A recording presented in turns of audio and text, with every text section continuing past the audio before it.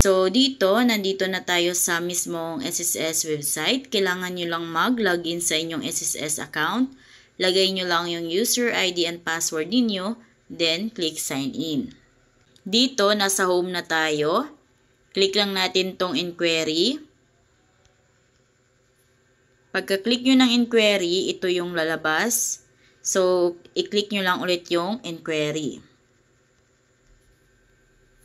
Then, dito sa inquiry, ito yung lalabas. Click nyo lang itong benefits. Pagka-click nyo ng benefits, guys, ito yung lalabas. I-click nyo ulit yung inquiry. Under inquiry, naka-blue na yung benefits. Click nyo yung benefits. Then, makikita nyo dito yung sickness or maternity sa baba. Pinakababa. Then, lalabas na din dito yung sickness or maternity claim information. Click natin yan.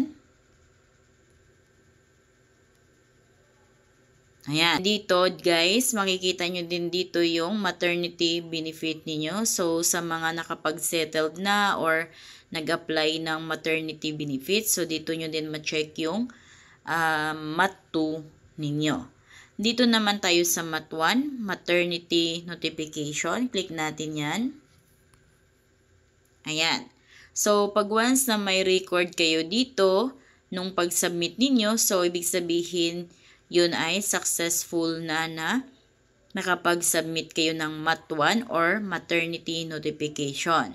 Dito, makikita nyo yung transaction number, expected date of your delivery. Ayan. So, halimbawa, kayo ay manganak ng July 7, 2024. So, dapat makita nyo dito yung date, expected date of delivery.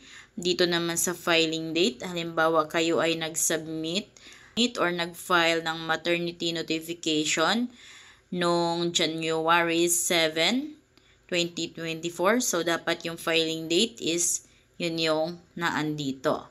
Kaya double check nyo yung mga information dito sa maternity notification kung andito ba yung transaction na latest ng pag-file nyo ng maternity notification ninyo.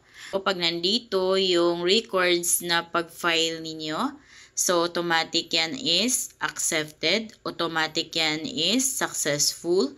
Ayan guys, so hindi niyo na kailangan pang mag-worry kung successful ba or approve ba yung maternity notification ninyo. Pag once na nakita nyo na dito yung transaction na ginawa ninyo sa pag-file ninyo, so automatic yan is approved, automatic yan is accepted. Ganun lang guys kung paano ninyo malaman online ang status ng inyong SSS maternity notification. So kung kayo ay bago sa aking vlog, please consider to subscribe para updated kayo lagi sa mga videos ko.